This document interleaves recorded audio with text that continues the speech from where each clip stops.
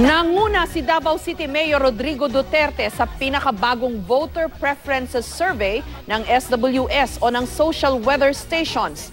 Pero ang pinupuna sa survey na ito, sa tanong pa lang sa mga respondent, may pangalan na agad si Duterte.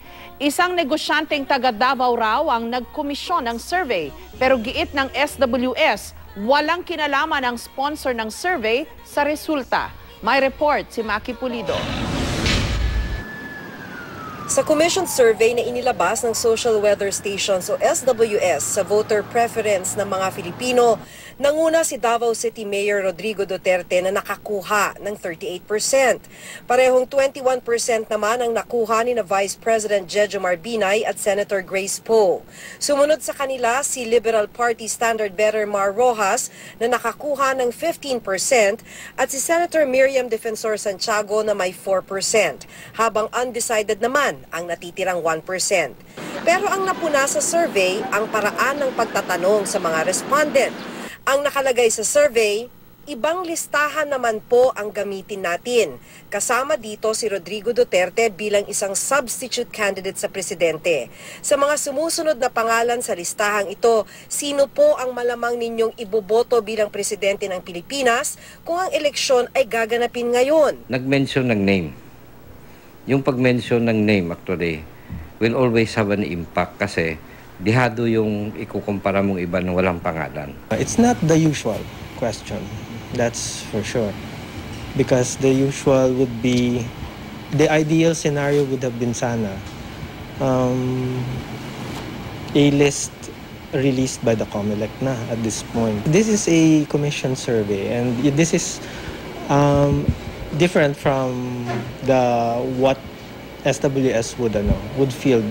Ang nagkomisyon ng survey si William Lima, isang negosyanteng taga Davao. Ayon sa SWS, ang nagkomisyon ang magsasabi kung ano ang gusto niyang ipatanong, pero SWS pa rin daw ang masusunod kung paano ito tatanungin.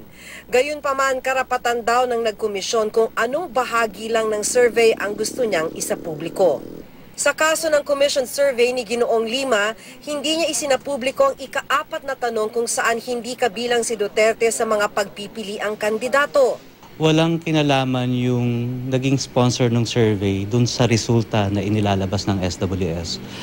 Isinagawa ang naturang survey November 26 hanggang 28, 2015 sa 1,200 respondents na may margin of error na plus-minus 3%.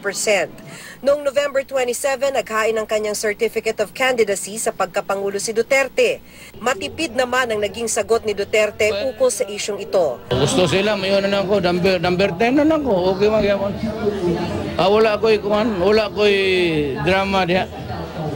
Kung di nyo dawaton, okay lang. I am humbled by the decision of majority of the people. Si Senator Poe hindi raw nababahala sa resulta ng survey. Importante na pakinggan natin at galangin ang hinanaing ng ating mga kababayan. Ito talagang importante natin dapat gawing gabay sa mga mensahe natin. Ayon naman kay Rojas, sa susunod na taon pa raw magkakaroon ng seryosong pagtingin ng publiko sa iboboto nila sa pagkapangulo, kaya mababalasa pa raw ang listahan. Bawat survey, tataas bababa ang bawat kandidato batay dun sa panahon kung kailan nakuha ang survey at saka sa mga news na nangyayari sa kapanahonan yan. When do you expect your name, you to pick up sa ranking? May 2016.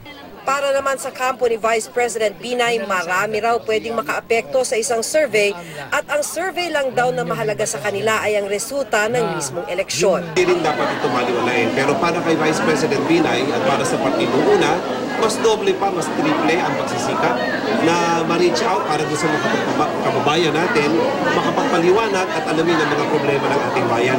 Yun ang gagawin natin. Wala pang pahayag ukol dito si Senator Santiago. Sa Vice Presidential Survey naman ng SWS pa rin, nanguna si Senator Cheese Escudero na may 30%. Sumunod sa kanya si Senator Bongbong Marcos na may 24%.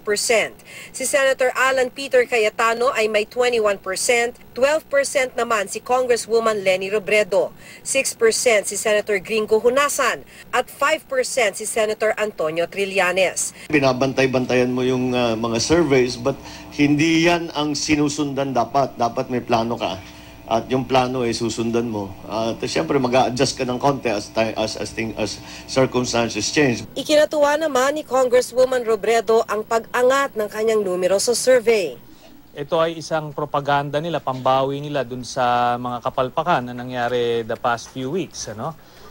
At ito ay skewed, meaning yung question doon sa survey ay leading. Sinusubukan pa naming kunan ng reaksyon sina Senators Cheese Escudero, Gringo Hunasan at Alan Peter Cayetano. Mac Lido, GMA News.